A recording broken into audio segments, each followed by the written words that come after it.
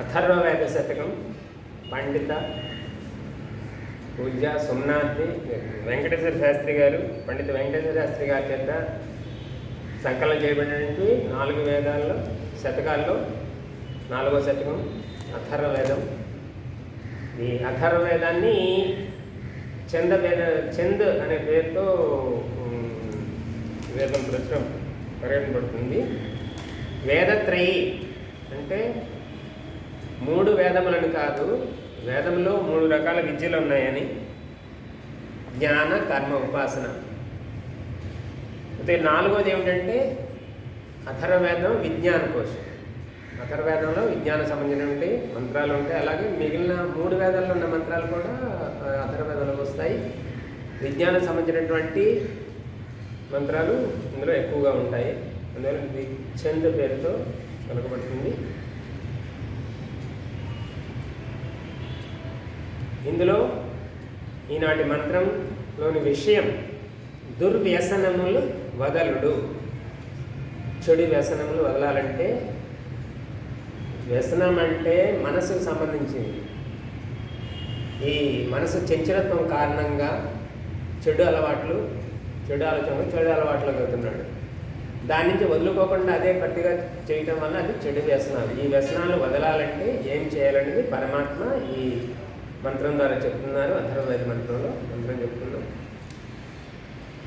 ఓం నిఃశాలాంద్రిష్ణే దిషణనేకవాద్యాం జిఘత్స్వం సర్వాన్ చండస్య నభ్యో నాశయామం సదాన్వాహ. ఇది అథర్వవేదం 2వ కాండంలో 14వ సూక్తంలో 1వ మంత్రం. ప్రతి పదార్థం నిహ సాలాం, నీతి నియమము పని పాటలు లేకుండా వ్యర్థముగా ఇటు అటు తిరిగేటటువంటి, దృష్టం దురహంకారము, భీషణం హఠము, మొండిపట్టు, ఏకవాద్యాం చెప్పినదే 10 సార్లు చెప్పడము, జిఘత్స్వం తిండిపోటుతనము, సర్వాహ ఇటువంటివన్నీ కూడా చెడు అలవాట్లు, దుర్వ్యసనాలు. చెడు అలవాట్లు ఏమిటనేది ఇన్ని రకాలు చెప్పారు. ఇది చండస్య కోపిష్టి మహాలోభియగు వ్యక్తులకు నత్య సంబంధించినట్టివి.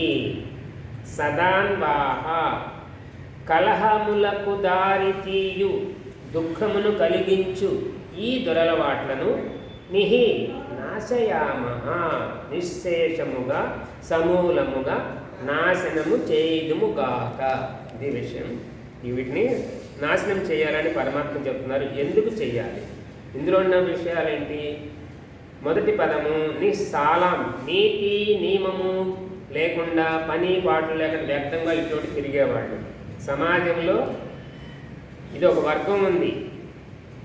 నీతి నియమాలు లేకుండా వ్యవహరించేవాళ్ళు, పెద్దలను గౌరవించకుండా, అలాగే అకృత్యాలు చేసేవాళ్ళు, స్త్రీలను గౌరవించిన వాళ్ళు, ధర్మబద్ధంగా ప్రవర్తించిన వాళ్ళు, ప్రవర్తించకపోవసరిగా ధర్మ వ్యవహారంగాన్ని, సంస్కృతిని, సంస్కారాన్ని వ్యతిరేకించేవాళ్ళు, సంస్కారహీనులు, అలాగే సోమరులు, పని పాట లేకుండా తిరిగే వ్యర్థంగా తిరుగుతుంటారు సోమరులు. అలాంటి వాళ్ళు, వీరిని గమనించాలి మనం సమాజంలో ఎవరు వ్యసనపరులు అనేది. తర్వాత దృష్ణుం దురహంకారము, అహంకారం. నా అంత గొప్పవాళ్ళు ఏంటంటే దురహంకారం కలిగి ఉంటాం. అహంకారం వేరు, దురహంకారం. అందుకని ఇక్కడ ప్రత్యేకంగా దృష్ణుం అహంకారం అంటే ఆత్మతత్వం. నేను ఆత్మను అనేది అహం.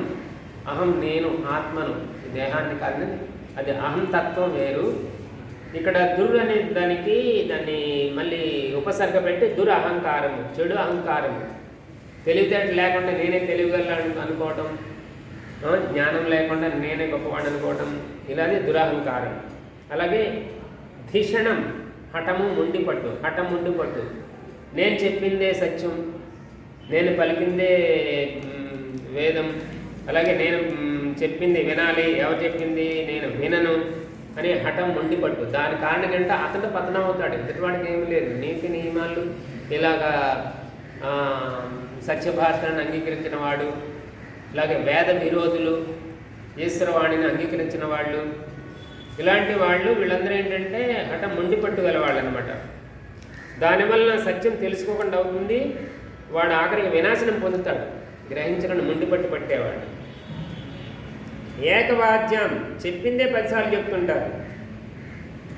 ఏదైనా ఒక విషయం చెప్పండి, ఒకసారి చెప్తే ఎదుటివారికి అర్థమవుతుంది. అర్థం కాకుండా నువ్వు 10 సార్లు చెప్పవసరం లేదు. అంటే అంతకని చెప్పడానికి తెలియగా చెప్పడం, పదే సార్లు చెప్పడం, అది కూడా వ్యసనమే అంటున్నారు. అలాగే తిండి జిఘత్స్వం, తిండిపోతుతనం. మానవులు జన్మించడానికి తినాలి, శరీర పోషణ కోసం తినాలి. అలా కాకుండా జీవించడం కోసం తినాలి, కానీ తిండి కోసం జీవించకూడదు. దానివల్ల ఏంటంటే ఆ తిండిపోతుతనం వలన శరీరం భారమై భూమికే భారం అవుతాడు, తనకు తాను భారం అవుతాడు. ఇది తిండిపోతుతనము. అలాగే ఇలాంటి చెడు అలవాట్లన్నీ కూడా వదులుకోవాలి. ఇది ఎవరికి ఎలాంటి వాళ్ళకి ఇవన్నీ ఉంటాయి? ఛందస్య అనే మనుషులకి ఇలాంటి దురలవాట్లు ఉంటాయంటే కోపిష్టి, అనవసరంగా ఎదుటి వాళ్ళ మీద కోపం తెచ్చుకోవడం, క్రోధాన్ని ప్రదర్శించడం. అలాగే మహాలోభి, అంటే నేను సంపాదించి నేనే తినాలి, నేను ఎవరికి పెట్టకూడదు, దాన ధర్మాలు చేయకూడదు అనే లోభి గుణం కలవాళ్ళకి, ఇలాంటి వాళ్ళలో ఇటువంటి వ్యసనాలు ఉంటాయి. దాని వలన కలహాలకు దారితీస్తారు, దుఃఖాన్ని కలిగించుకుంటారు. ఈ అలవాట్లను వదిలిపోవాలి అనేది ఈ పదార్థం. దీని యొక్క భావార్థం చూద్దాము. మితిమీరి తినడం, సోమరులై బాధ్యతారహితంగా తిరగడం, పెద్ద చిన్న మర్యాద లేకుండా తన మాట చెల్లాలని మొండిగా వాదించడం, క్రోధము, లోపము, మోహము మొదలగు చెడ్డ అలవాట్లు.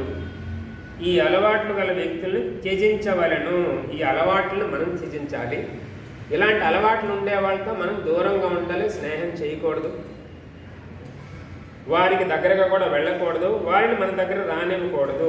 దానివల్ల ఏంటంటే దాని ప్రభావం వలన, చెడు ప్రభావం వలన, చెడు వ్యసన పరులతో స్నేహం చేయటం వల్ల వాళ్ళ దగ్గరకు ఉండటం వల్ల ఆ వ్యసనాలు మనం లోనయ్యి మనం కూడా పతనం అవడానికి కారణం. కాబట్టి ఇలాంటి వాటిని సమాజంలో జాగ్రత్త గ్రహించి మన సంతానాన్ని కూడా అటువంటి చెడు వ్యసనాలకు వెళ్లకుండా, చెడు వ్యసనాలతో స్నేహం చేయకుండా ఉండకుండా జాగ్రత్తగా వాళ్ళని రక్షించుకోవాలి.